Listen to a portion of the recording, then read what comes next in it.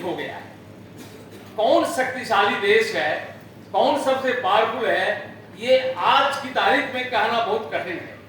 जब यूक्रेन जैसे छोटे देश रूस को नाकोदम कर दिया है, वर्षों की लड़ाई लड़ रहा है, क्रीमिया पर 2013 में उसने कब्जा कर लिया था यूक्रेन से, ब्रिज को तोड़ दिया, क्रीमिया डिटैच हो गया है रूस से, और उसके बदले में रूस ने अब गेहूं के निर्यात पर ब्लॉकिंग डन देयर ब्लैक सी में।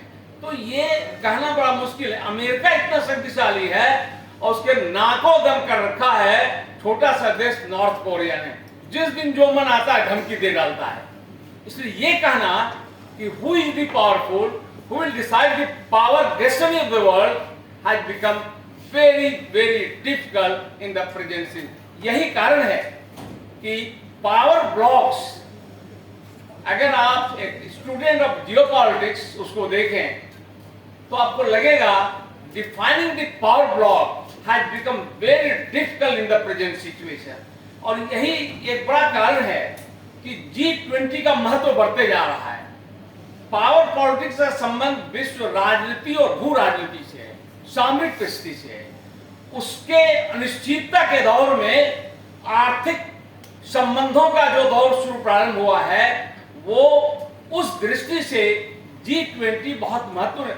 This is perhaps the only organization where politics and global organization where politics is a marginal issue, party is not at all discussed, क्योंकि एजेंडा में नहीं है। इसलिए आप गौर कीजिएगा, G20 का जहां भी समिट होता है वहां बायलैटरल टॉक अलग होता है। जो उसके एजेंडा में होते हैं वो 2-4 देश राजनीति की बात नहीं करते, उसके लिए उनको अलग बैठना पड़ता है, वहां नहीं कर सकते। और अभी जो अहमदाबाद में G20 के फाइनेंस मिनिस्टर की कॉन्फ्रेंस हो रही है, आपने कल देखा होगा, बहुत दिनों के बाद भारत और चीन के विदेश मंत्री अलग में बैठ के बात कर रहे थे। So this is very important. इसलिए यूएनओ, WTO, G20 ये तीन दुनिया को मैक्सिमम रिप्रेजेंट करने वाली इंटरनेशनल बॉडी है। लेकिन यूएनओ जब बना और आज जो ग्लोबल परिस्थिति में है, इसलिए उसमें रिफॉर्म इज वेरी एसेंशियल, और वो रिफॉर्म हो नहीं रहा है, इसलिए that is not truly representing the world. परिणाम ये है कि G20 जो है एक दिखावटी ग्लोबल इंस्टीट्यूशन रह गया है, उसकी effectiveness is completely dead. Even कि इंटरनेशनल कोर्ट के जजमेंट को कोई देश नहीं मान रहा है, उसके जजमेंट बेकार होते जा रहे हैं। और WTO की स्थिति 2019 के बाद बता दूं बहुत खराब हो गई है, क्योंकि WTO ने जो ये कोरोना पैंडेमिक हुआ उसमें कोई भूमिका अच्छी नहीं निभाई। उसी पर WHO की भूमिका बहुत ही ड्यूबियस हो गई थी। वैसे स्थिति में इस बार G20 जिन्होंने 20 और 21 के कॉन्फ्रेंस में बहुत काफी एक दूसरे को सहयोग देने का काम किया, और 22 के कॉन्फ्रेंस में इंडोनेशियन समिट हेड्स, इंडोनेशियन राष्ट्राध्यक्ष ने कहा कि we have worked together and we have worked strongly, therefore G20 is now the center of global welfare development. उन्होंने कहा इंडोनेशिया के अगला मीटिंग में इंडोनेशिया भी होना है कि G20 सभी संस्थाओं हमने साथ में काम किया, और उसमें भारत की बड़ी जबरदस्त भूमिका रही। साथ में काम किया, साथ में मजबूत होंगे, और हम ही दुनिया को विकास का एक संदेश और तोहफा देंगे। तो ऐसी परिस्थिति में डियर फ्रेंड्स, डियर पार्टिसिपेंट्स, 22 के बाद 23 का सम्मेलन यहाँ हो रहा है। इसलिए वेरी इंपॉर्टेंट, इंडिया को ये सम्मान मिला है कि G20 का सम्मेलन आयोजित कर रहा है, और ये बहुत अच्छा है कि राजनीति अभी तक नहीं आई है, राजनीति की आने की बातें हैं, तो उससे बचने का प्रयास कर रहा है। यूक्रेन वार के बाद कुछ तनातनी है, लेकिन फिर भी ये कोशिश हो रही है इससे बाहर निकला जाए। इससे संबंधित बहुत सारे मुद्दे हैं, लेकिन मैं 2-4 स्लाइड्स के माध्यम से आपको बताऊंगा कि मुख्य रूप से इसके जो कार्यशैली और भारत की भूमिका इस पर मैं आज विशेष रूप से आपको प्रकाश डालूंगा और वर्ल्ड जियोपॉलिटिकल सिचुएशन में क्या कर रहा है। ये आप देखिए कृपया गौर से इस स्लाइड्स में, ये वर्ल्ड के मैप में हमने जो आप कलर देख रहे हैं वो सब कंट्रीज हैं जो G20 के सदस्य हैं, और नीचे में मैंने दिखाया, आप देख लीजिए, वो वर्ल्ड के पॉपुलेशन का 65%, वर्ल्ड ट्रेड का 79%, वर्ल्ड है तो दिखाई ना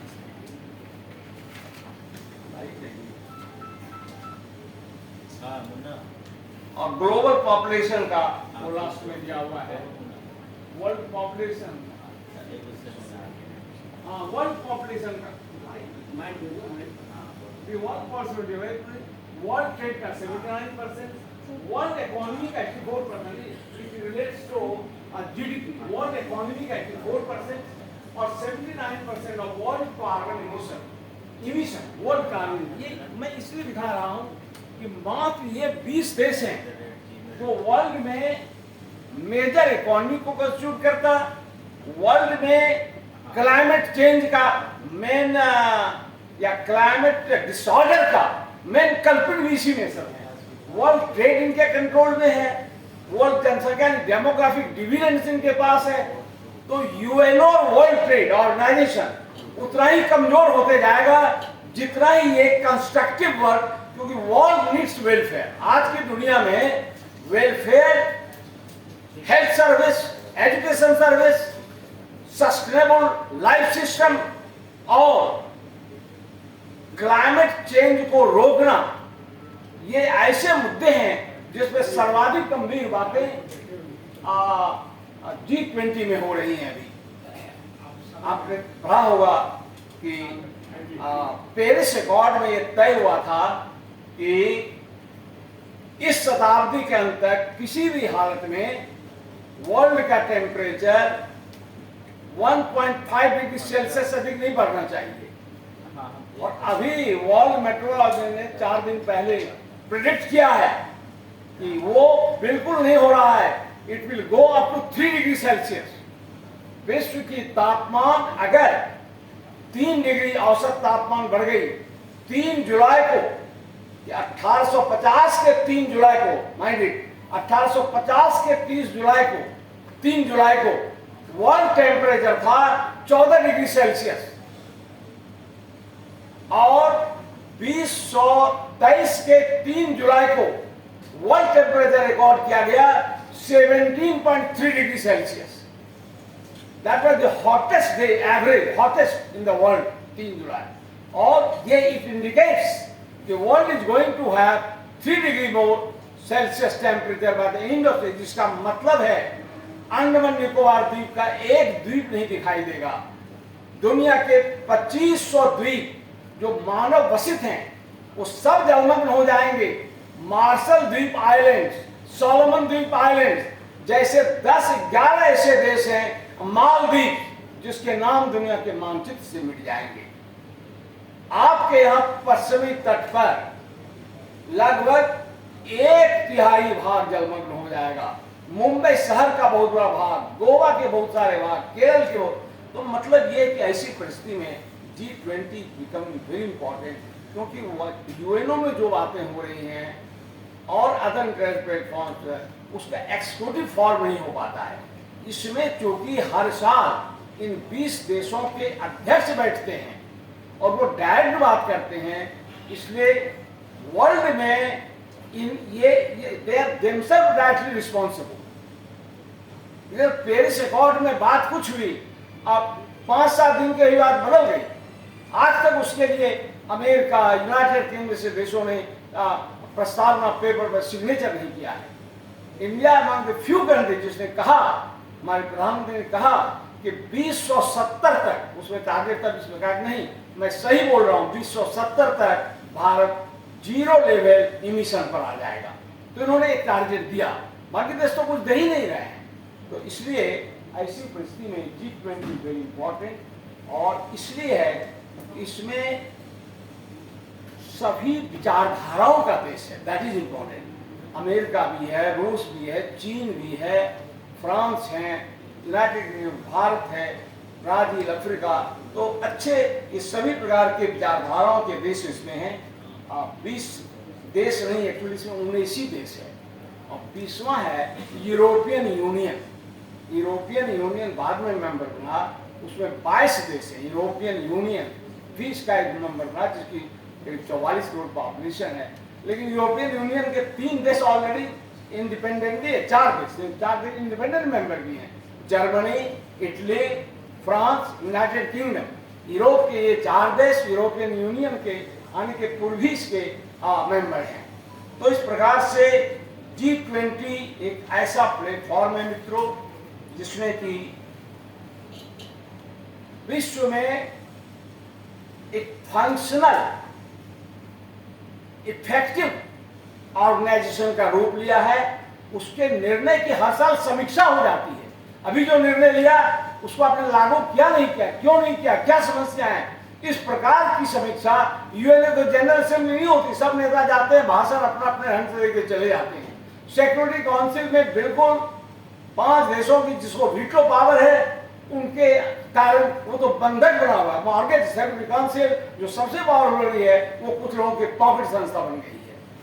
उस सब परिस्थिति में ये वर्ल्ड में पावर कंपटीशन से अलग थलग गरीबी पर हमला करने के लिए, स्वास्थ्य सुधार के लिए, जलवायु सुधार के लिए काम करने के लिए G20 जैसी संस्था उभर कर आई है। मात्र 22-23 वर्षों में ये संस्था अपनी गहरी छाप छोड़ते जा रही है। और संभव है ये it is a non geopolitical organisation but may become much more effective and all the geopolitical organizations may be marginalized in the future। ये ट्रेंड अगर कायम रहा,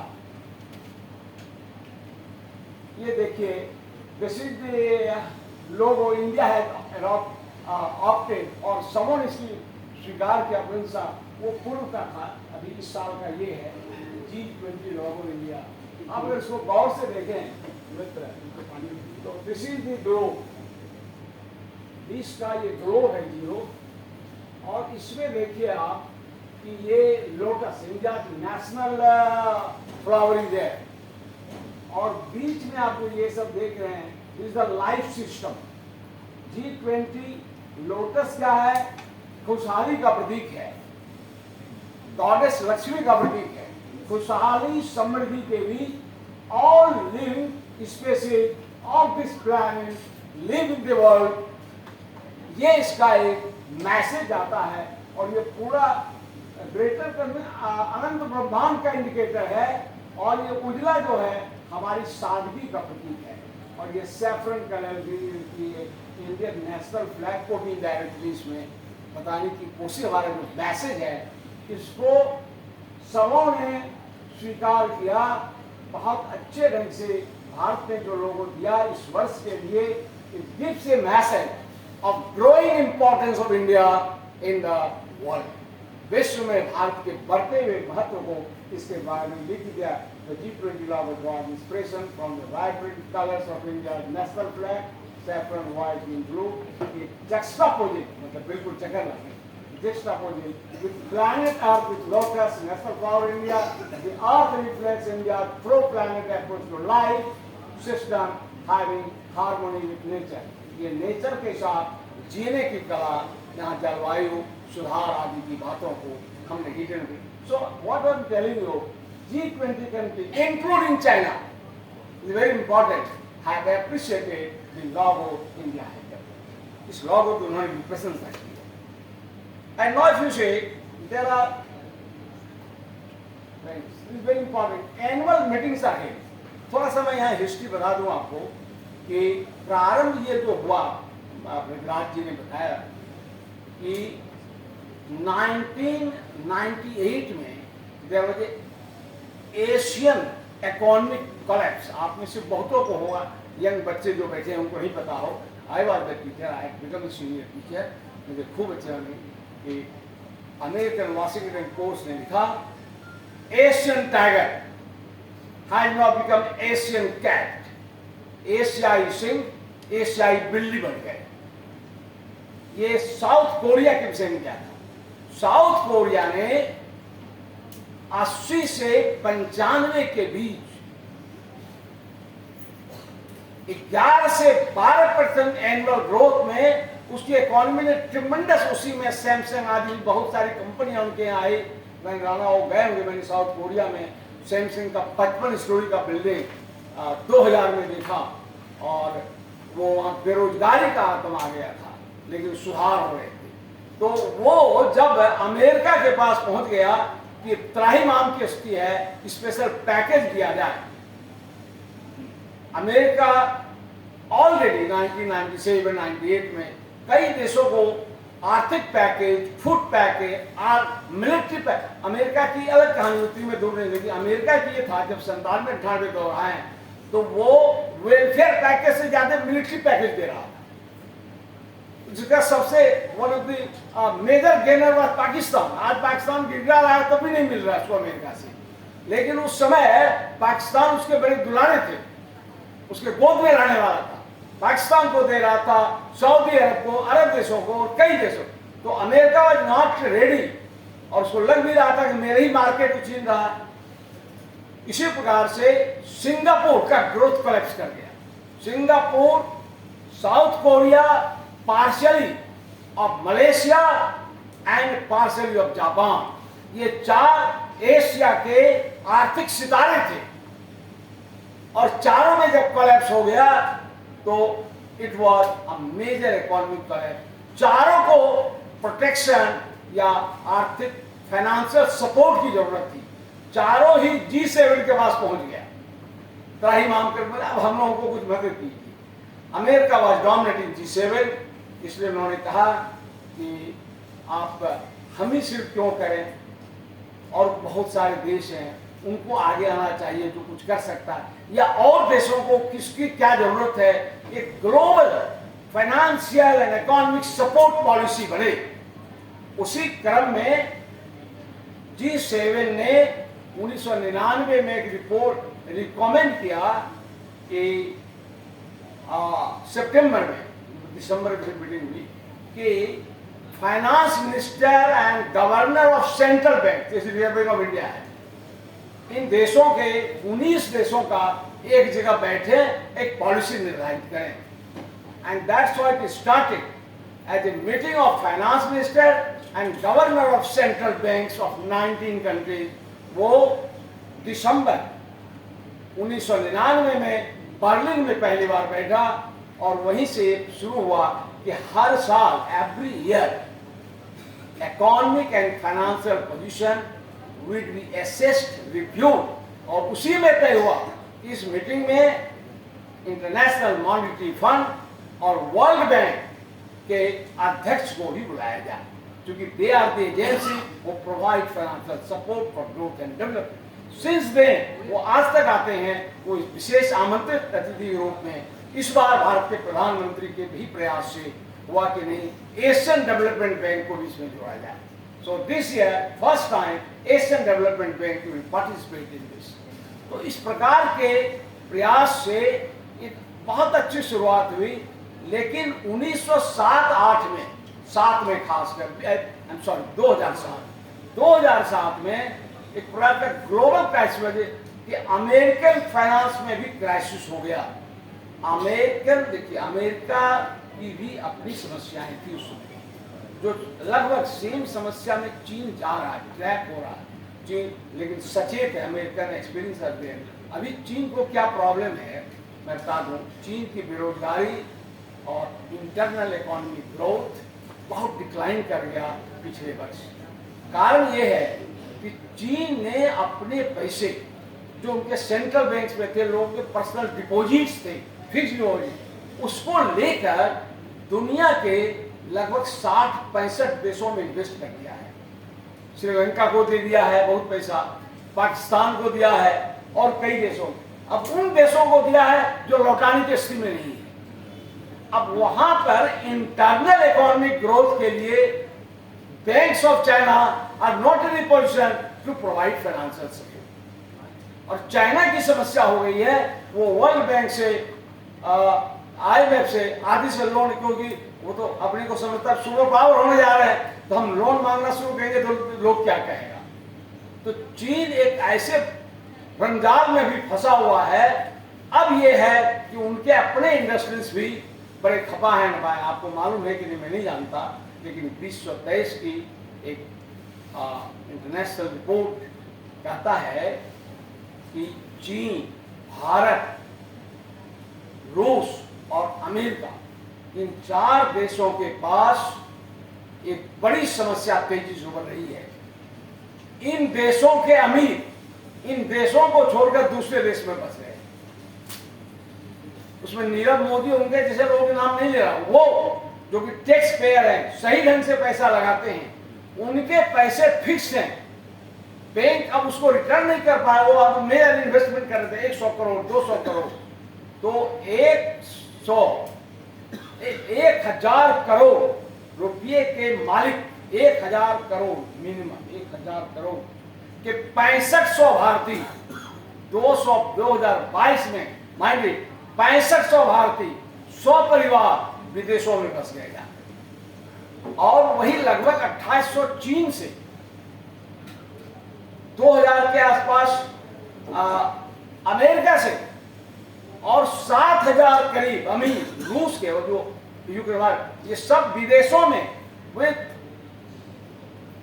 वेरी सर्टिफाइड डॉक्यूमेंट्स। उनका चोरी का पैसा नहीं है, उनका अर्जित पैसा, उनकी कंपनी है, वो टैक्स देते हैं उस कंट्रीज में, लेकिन वहां उनको उनका ही पैसा है, बैंक में नहीं मिल रहा है, और वो इंडस्ट्री वहां नहीं खोल पा रहे हैं। हमारे यहाँ बहुत जबरदस्त समस्या है मित्रों। कारण भी मेरे दोस्त इकोनॉमिक्स के प्रोफेसर होंगे, जानते होंगे। आप ये देखिए कि पिछले 10 वर्षों में बिरला ने इंडिया में कितना पैसा लगाया, कहाँ चला गया डालमिया, कहाँ चला गया बजाज फैक्ट्री, कहाँ चला गया वाडिया फैक्ट्रीज। ये बड़े बड़े व्यापारी घर, नए भले ही कुछ हो रहा है, लेकिन बड़े आज कहाँ है। आप अफ्रीकी देश चले जाए तब पता चलेगा, नाइजीरिया में और केनिया में, तंजानिया में, इन्होंने सारे पैसे, क्या कारण था उस पर अभी ज़्यादा कम होगा नहीं, मैं G20 का, लेकिन ये सभी इससे जुड़े हुए हैं। G20 इस पर भी बड़ी गंभीरता से विचार कर रहा है, और इन्होंने 2021 इटली कॉन्फ्रेंस में तय किया बहुत सारी बातों को, हम थोड़ा बाद में। तो दिस इज बहुत इम्पोर्टेंट। देखिए एनुअल समिट्स, और वीरेंद्र जी समझ जाते हो जाएगा तब कहिएगा थोड़ा शॉर्ट। तो if you come to the annual summits, ये देखिए इनका बहुत प्री समिट मीटिंग इसीलिए सफल हो रहा है। प्री समिट मीटिंग एक होता है मिनिस्ट्रियल लेवल मीटिंग्स, ये इसका दौर चलता है। मिनिस्ट्रियल लेवल मीटिंग्स का लास्ट दौर चल रहा है भारत में, ये चौथा दौर होगा। मिनिस्ट्रियल लेवल मीटिंग्स का चौथा दौर भारत में चल रहा है अभी, जो फाइनेंस मिनिस्टर मिल रहे हैं और ये अहमदाबाद में बैठक कर रहे हैं। ये तय करेंगे, ये सभी ले जाएंगे एजेंडा क्या होगा, डिक्लेरेशन का, कॉमन कम्युनिटी कहाँ डिफरेंस है। एक वर्किंग ग्रुप मीटिंग होता है, नाम तो नहीं कहूँगा, लेकिन ब्रजराज जी ने कहा है जैसे एग्रीकल्चर पर वर्किंग ग्रुप है, और 13 वर्किंग ग्रुप उन्होंने बनाए हैं। तो इसे बता भी देते, कुछ एग्रीकल्चर, एक एंटी करप्शन वर्किंग ग्रुप है, ये बड़ा महत्वपूर्ण है इसकी एजेंसी। इसमें यह है कि इंटरपोल आदि को काम करने में सहूलियत हो रही है इन बड़े देशों में, उभरते अर्थव्यवस्था के देशों में।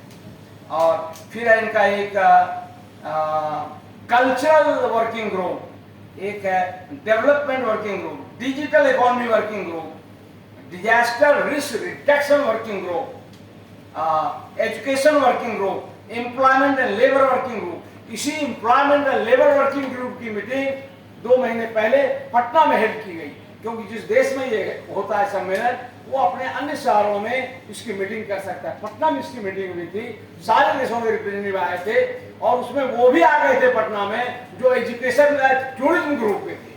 टूरिज्म ग्रुप वाले भी पटना आए थे, क्योंकि ये राजगीर आदमी उनको माइंड में था कि इंडिया में इन जगहों को देखना चाहिए, वो अलग से आ गए थे। फिर एनर्जी पर है, फिर environment and climate change working group, health working group, tourism working group, trade and investment working group. ये 13 वर्किंग ग्रुप इनके यहाँ हैं जिसमें काम करता है। ये working group meetings are held in श्री। सभी वर्किंग ग्रुप की मीटिंग्स या तो छोटे देश होंगे या एक ही शहर में होगा, लेकिन जैसे घूम कर उस देश के विभिन्न शहरों में ये मीटिंग करते हैं।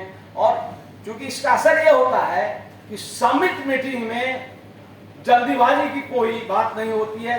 All things are proceeded earlier, proceeding बने हुए हैं, उनको परिणाम दे दिए गए हैं। तो working group is very good. Sherpa meeting, ये मीटिंग जो है टॉप ब्यूरोक्रेट्स की मीटिंग होती है, जिसमें टॉप ब्यूरोक्रेट्स आते हैं अपने अपने देश के, जो कि एजेंडा और कम्युनिक को मतलब बाद में जो संयुक्त विज्ञप्ति निकलेगी उसको फाइनल शेप देने का काम करते हैं। That is known as sherpa meeting. और इसकी मीटिंग हो चुकी है इंडिया में, गोवा में भी Sherpa meetings were held in Goa. तो अब उसमें थोड़ा बहुत जो चेंज होगा वो होगा pre conference meeting. Pre conference meeting एक बार फाइनल होगा बिफोर दिस समिट, जिसमें ये फाइनल तय होगा और जो पॉइंट ऑफ डिफरेंस आएंगे सिर्फ उसी पॉइंट ऑफ डिफरेंस को समिट लेवल मीटिंग में तय होगा और फिर वो मीटिंग समाप्त होगा है, जनरल कम्युनिक स्टेटमेंट आ जाते हैं। तो इसे दे वर्क लाइक दिस। और इस प्रकार की वर्किंग स्टाइल में तो किसी भी ग्लोबल ऑर्गेनाइजेशन इसको बहुत अच्छे ढंग से slowly it is conceived, properly conceived and एक proper delivery is always expected. सही ढंग से इसे अपनाया गया है, सही ढंग से परिणाम की पूजा की जा रही है और अभी तक बहुत अच्छे कई परिणाम दिया है। जैसे बता दें आपको, अभी जो मैंने कहा कि ये कंपनी जो एक देश से दूसरे देश में जाती है, वो उस कंट्री से जो एग्रीमेंट किया उसमें बहुत कई प्रकार, जैसे इंडियन मेजर कंपनी है कोई ग्रुप ले लीजिए, वो मलेशिया में जाकर या तंजानिया में जाकर वहाँ की कोई कंपनी से जुड़ गया और कंपनी से जुड़ के इन्वेस्टमेंट इनका है, पहला नाम उसका है दूसरा नाम इसका है, कोलैबोरेशन में बड़ी आमदनी हो रही है। और नेशनल कंपनीज के लिए टैक्स स्ट्रक्चर अलग है, इंटरनेशनल के लिए अलग है। तो सबसे ज्यादा प्रॉफिट इनको हो रहा था जो विदेश से पैसा लगा है, लेकिन इनको टैक्स सही, क्योंकि ये उस इनकम का अधिकतर भाग उसको दिखा रहे थे। मतलब ये एक फाइनेंशियल इरेगुलरिटी बड़े स्तर पर, जिसको G20 द ओनली और रोक दिया। इसने कहा नहीं, आप पहले इन्वेस्टमेंट क्लियर होगा किसकी किस देश में कितना है, और आपको जितना प्रॉफिट होगा, आपको जो प्रॉफिट होगा विदेशी कंपनी जो प्रॉफिट होगा उसका 15% भाग उस देश को देना है जहां वो कंपनी ऑपरेट कर रही है। मित्रों, पहले लग रहा था कंपनियां नहीं मानेंगी, सभी कंपनियों ने माना और ये लागू है। इसका कारण है कि इसके वो देश जो विकासशील या इन्वेस्टमेंट हो रहा है और वो छोटे देश जो इस ग्रुप में नहीं है, उनमें अगर ये देश जा रहे तो वहां भी यही नियम लागू हो रहा है। कोई दबाव नहीं था, लेकिन उन्होंने भी इसको अडॉप्ट कर लिया है। जैसे कोई मॉरिशस में इंडियन कंपनी जा रही है तो 15% of the profit is given to the country as a foreign company, MNC, multinational company in tax. Delhi सम्मेलन में एक बहुत बड़ा इस पर निर्णय होने की संभावना है। ये बहुत बड़ा कंटेंसस इशू है दिल्ली में। ये 15% टैक्स देने के बावजूद जिस तरह अर्थव्यवस्था दुनिया की तेजी से बढ़ रही है, बड़ी छोटी इकोनॉमी बड़ी बनती जा रही है, वो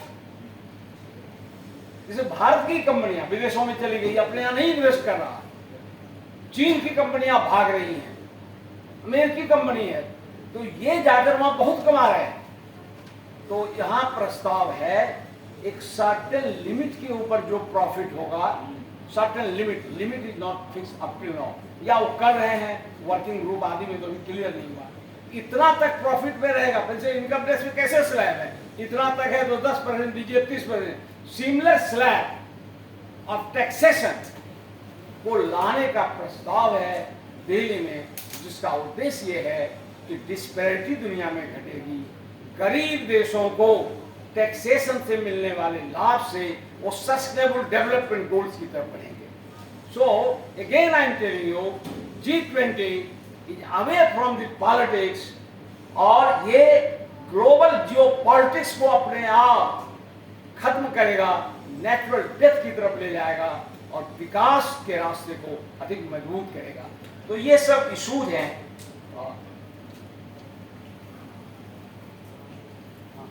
ये ये अब मैं ये दिखा रहा है, ये सब समिट हुए और इंडिया में 18वां हो रहा है और 19वां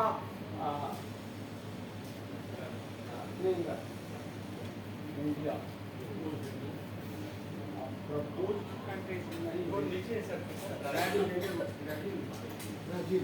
ब्राजील, सॉरी प्लीज, ये इंडोनेशिया में, आई एम सॉरी, इंडोनेशिया में, और 20वां साउथ अफ्रीका में यहाँ तक तय हो चुका है।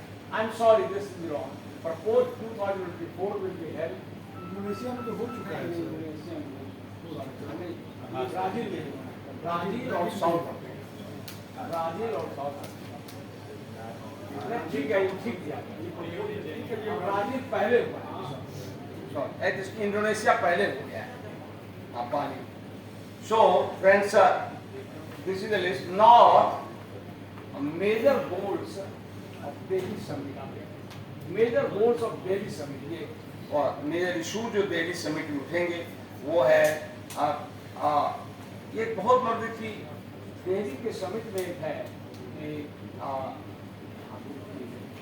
Converging larger space population issue under this, मतलब दुनिया के अधिक से अधिक जनसंख्या और अधिक देशों को इसमें लाया जाए, क्योंकि countries are eager to come, जिसमें एक सबसे बड़ा है अफ्रीकन यूनियन, इसमें 55 देश हैं, वैसे अभी तो 54 हैं, एक सस्पेंड एक ने ड्रॉ किया है, लेकिन 55 कंट्रीज का अफ्रीकन यूनियन है, वो they are very keen to join G20। वो जब ज्वाइन कर लेगा तो एक दुनिया कही है कि विकासशील देशों का बड़ा समूह ये G20 का मेंबर बन जाएगा, 54 कंट्री आ जाएंगे उसमें एक साथ।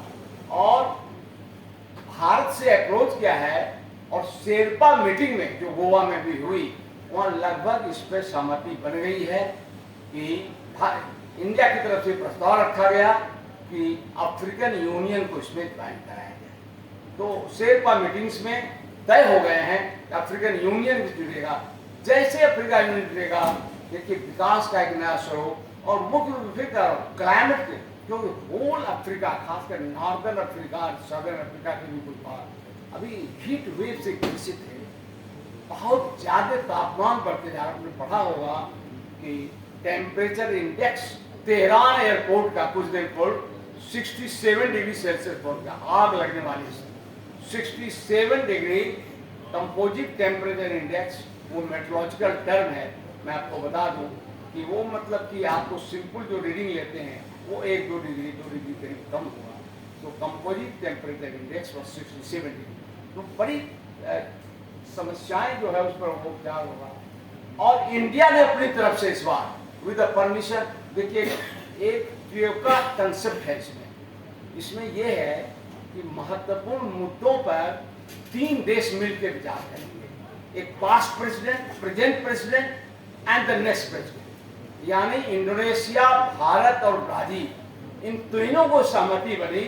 भारत ने कहा कि we intend to invite Bangladesh, Egypt, Mauritius, Netherlands, Nigeria, Oman, Singapore, UAE, इनको, ये सारे देशों को स्पेशल इनवाइटीज के रूप में G20 में इस बार बुलाया जा रहा है, और ये भारत के इनिशिएटिव पे हो रहा है।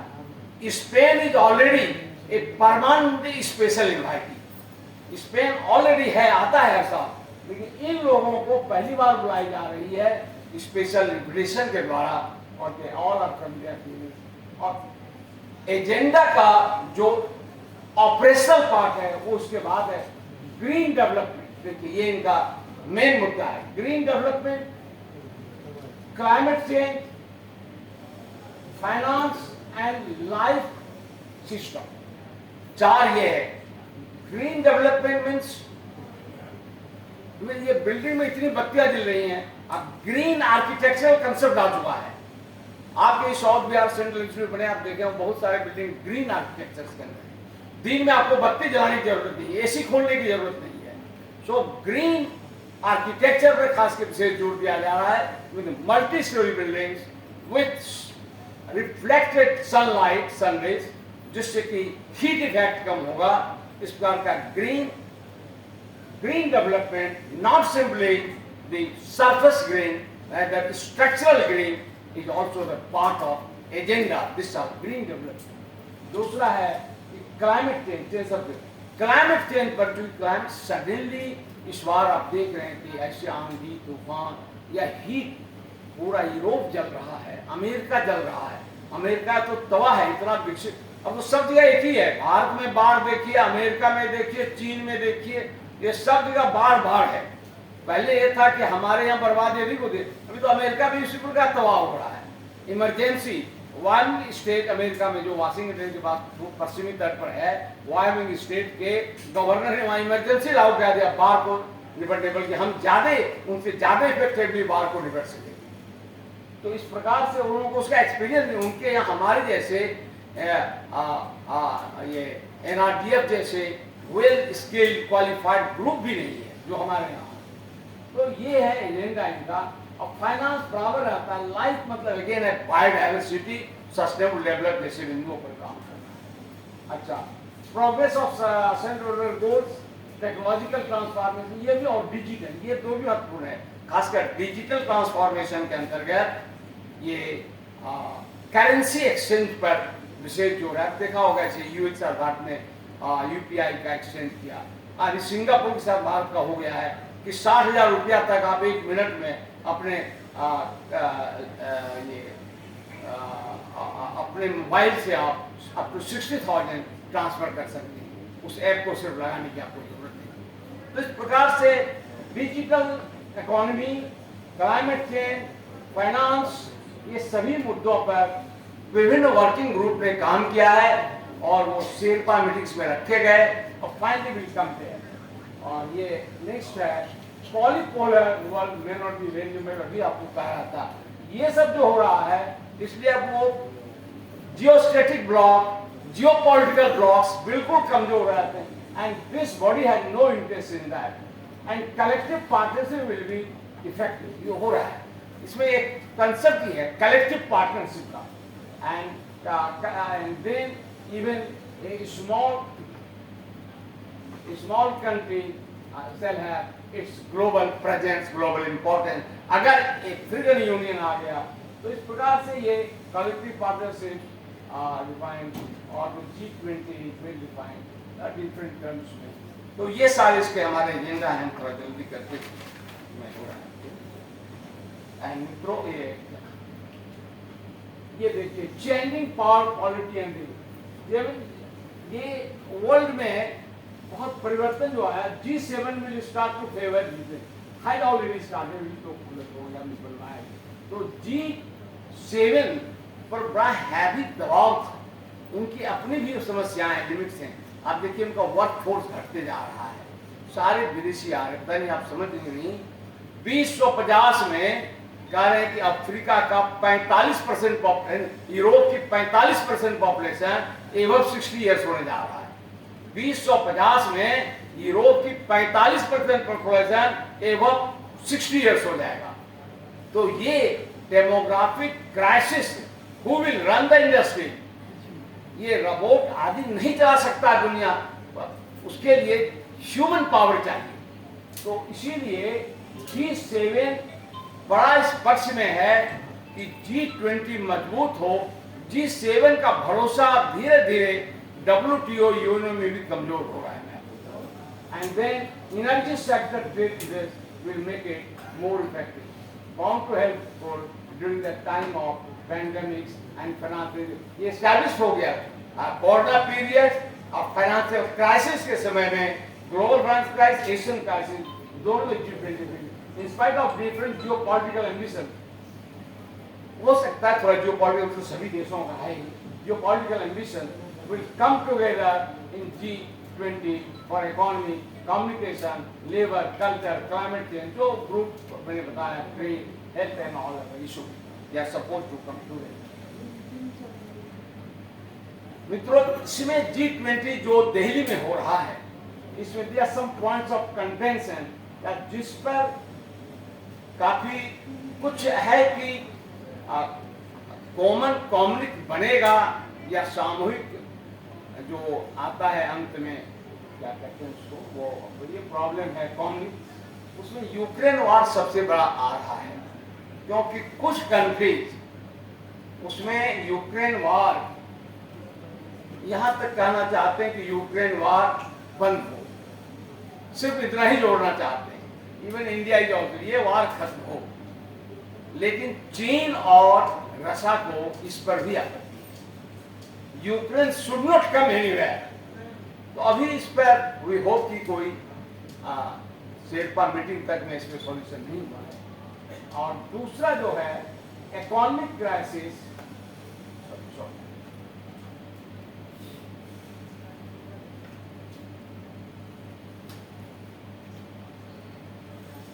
Point of conducting economic crisis, बड़ी एनर्जी क्राइसिस, फूड स्कैर्सिटी, और ये अदर खास के इंटरनेशनल डेट ट्रैप, तीन बहुत हैं।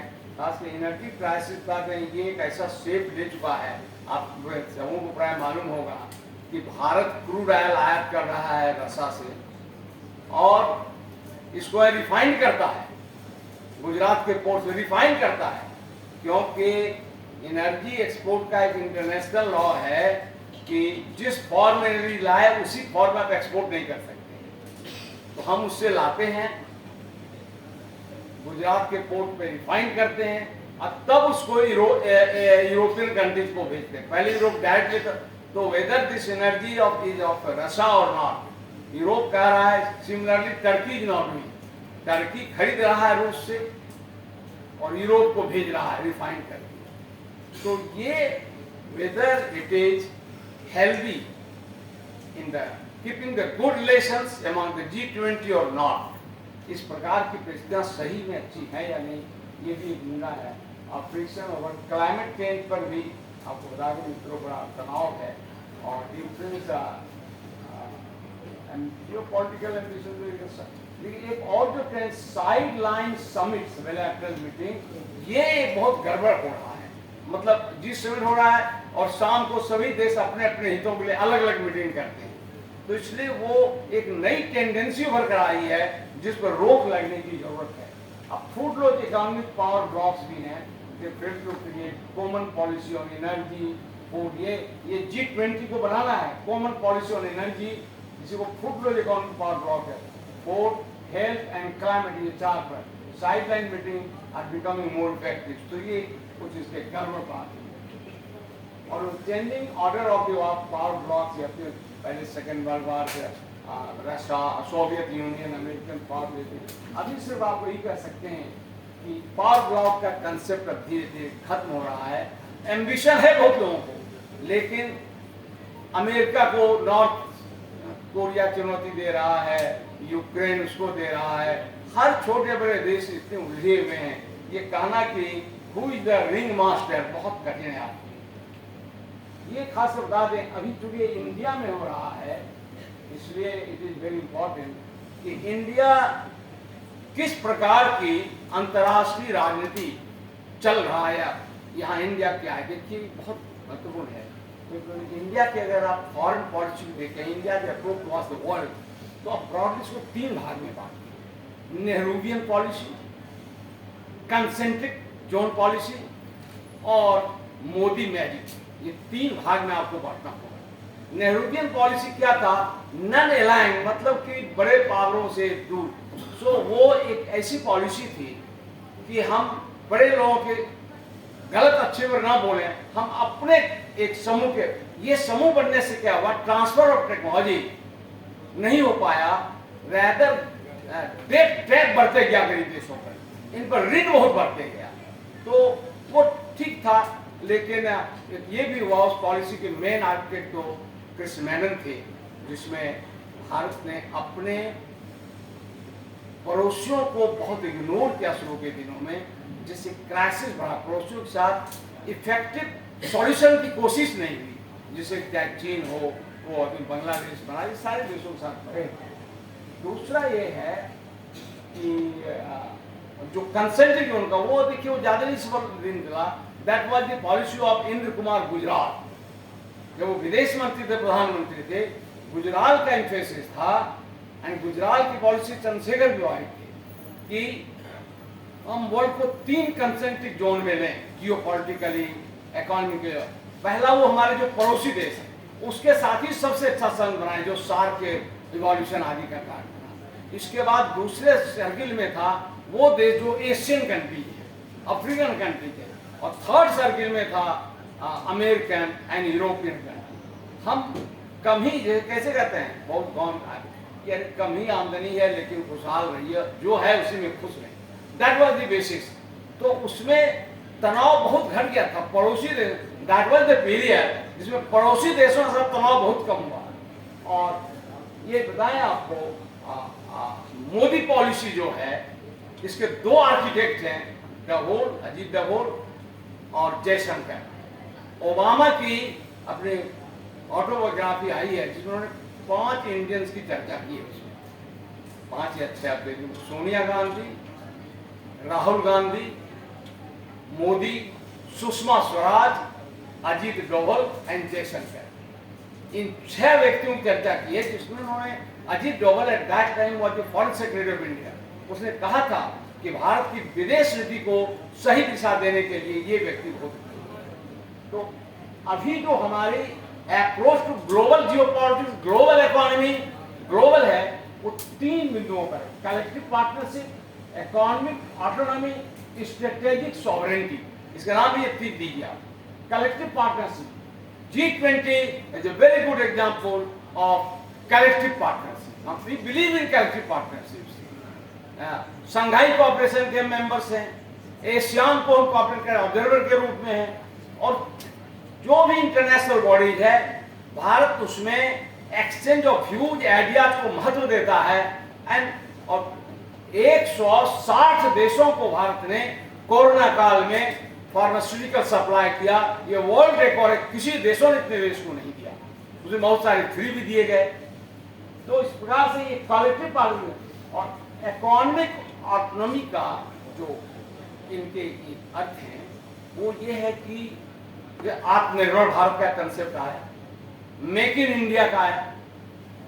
हम ग्लोबल कोऑपरेशन में रहेंगे लेकिन हम अपनी इकोनॉमी के, अपने रिसोर्स, अपने कैपिटल, अपने टेक्नोलॉजी से अधिक मजबूत करें। इससे क्या होगा, India will gradually emerge as a global leader in the field of technology, खासकर sustainable technology, low cost technology, economy, food supply, health care facility. ये एक पॉलिसी जो है अभी इनिशियल स्टेज में है, लेकिन अगर ठीक से काम किया तो really it will be wonderful. इसी कहते हैं sustainable approach towards the economic autonomy.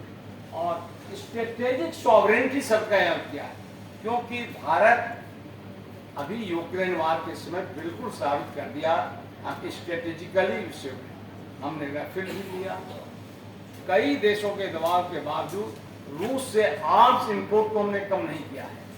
हम क्वेड के मेंबर बन गए अमेरिका से, लेकिन नाटो प्लस का मेंबर बनने के लिए हम तैयार नहीं। तो ये जो है, ये विदेशी में मैंने मोदी मैजिक शब्द का प्रयोग किया। कोई ऐसा नहीं कि कोई बहुत फेवर की बात है। ये जो फॉरेन पॉलिसी रियलिस्टिक ग्राउंड पर है, ये they are giving the fruitful result. इसको आप माने ना माने, ऑस्ट्रेलिया का प्राइम, कभी एक समय था बांग्लादेश बनने के पूर्व मिसेस गांधी अमेरिका गई थी, निक्सन वाज द प्रेसिडेंट, और मिसेस गांधी को व्हाइट हाउस में Mrs Gandhi had to wait 45 minutes. उनको बैठा कर रखा गया। 45 मिनट के बाद निक्सन ने अपने चैम्बर में बुलाया था मिसेस गांधी। ये सारे कितने किताबों में आ गए। तो 45 मिनट्स। और आज अमेरिका को वही व्हाइट हाउस भारत के प्रधानमंत्री के सम्मान में डिनर ही नहीं देता है, 5000 लोगों को इनवाइट भी करता है। This is change, you can not deny the change has come in their position in the world. 5000 आदमी को बुलाकर खिलाता है भारत के प्रधानमंत्री के सम्मान में, वही व्हाइट हाउस। जो मिसेस गांधी बाद में निकल के मिसेस गांधी ने कहा कि they are not understanding the Indian subcontinent is on the tip of a volcano। जो वॉल्केनो विस्फोट हुआ बांग्लादेश का निर्माण हुआ। और ये न्यू पापुआ गिनी का अगर प्राइम मिनिस्टर भारतीय प्रधानमंत्री का पैर छूता है भारतीय संस्कृति को, तो आप इसको कम न समझिए। ये कलेक्टिव पार्टनरशिप का जबरदस्त उदाहरण भी है। भारत ने उन देशों को टच किया, क्योंकि Jaishankar is perhaps the only foreign minister of India जिसने इतने देशों को, कोई यूरुग्वे पराग्वे को जाता नहीं था, जानता नहीं था। He visited Uruguay, Paraguay, Peru, Ecuador. वो इक्वेडोर जो खालिस्तान का एक बहुत बड़ा गढ़ है, आज भी कनाडा के बाद बहुत बड़ा गढ़ है इक्वेडोर है, छोटा सा देश है अफ्रीका में। वहां पर गेहूं की खेती खालिस्तानियों ने शुरू की थी। That was the only country जहां पर की ऑपरेशन ब्लू स्टार के बाद खालिस्तान कंसल्टेंसी की स्थापना की गई थी उसके राजधानी क्योटो में। उस देश को भी डिफ्रिज करने का, अपने तरफ लाने की ये प्रयास मॉरिटेनिया, चाड, टोगो, इतने ऐसे ऐसे देशों की यात्रा की जैसे ने, वो तब देखिए कितने देशों ने आपके प्रधानमंत्री को हाईएस्ट सिविल अवार्ड भी दिया। तो ये चेंज जो है, इसके बावजूद भी start with study sovereign collective partnership had made India very, very important over the world scenario. Economic autonomy is making India slowly but sustainably a stronger economic power, financial power of the world. और rupees आप देख लिया, ये भी साधारण देखिए बहुत बड़ी लंबी दूरी है। ग्लोबल करेंसी में रूपी का महत्व बड़ी तेजी से बढ़ रहा है। रूपी ट्रेड पहले सिर्फ नेपाल के साथ था, फिर श्रीलंका के साथ शुरू हुआ, अब यूएई के साथ शुरू हुआ। Indonesia is willing to go the trade partners. Indonesia, Singapore के साथ ऑलरेडी पार्शियल ट्रेड हो रहा है मेरा। तो इस प्रकार से क्या हुआ, पाउंड को 1930 के इकोनॉमिक क्राइसिस के बाद, जो ग्लोबल इकोनॉमिक क्राइसिस, अमेरिका तबाह हो गया, इसके बाद जो इकोनॉमिक रिवॉल्यूशन हुआ, डॉलर का महत्व बढ़ा, पाउंड्स गिर गया। अभी डॉलर है बहुत powerful currency, but you must know sustainably economic growth करने वाले देश की करेंसी देर सवेर डॉलर को चोरी देने की स्थिति में होगी। और जिस तरह जो रिमिटेंसेस देखिए, हम वर्ल्ड में सबसे ज्यादा रिमिटेंस आ रहा है। 2020-22 में सर्विस सेक्टर से जो भारत में पैसा आया वो 100 बिलियन डॉलर आया।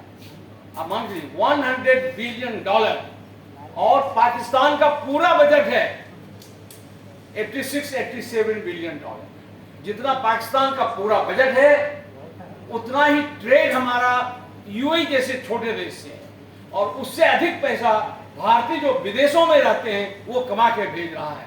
तो पाकिस्तान की स्थिति निश्चित रूप से खराब है। अब तो पाकिस्तानी भी मान रहे हैं कि हमसे भारत बहुत आगे निकल गया। अच्छी चीज है आगे निकले, और ये G20 definitely is a great platform जहाँ की where India can play an important role. India has importance and we hope the power politics, geostrategic policy will gradually collapse, and it will only be the power based on sustainability, economy, climatic reforms or changes, or India is in a position to play an important role. There may be different of opinions, but whatever I have understood, I tried to deliver before you. You may have different, somebody may have some different opinions. I would like rather, I don't know if anyone has any query, time is running short. With these words, thanks to you all.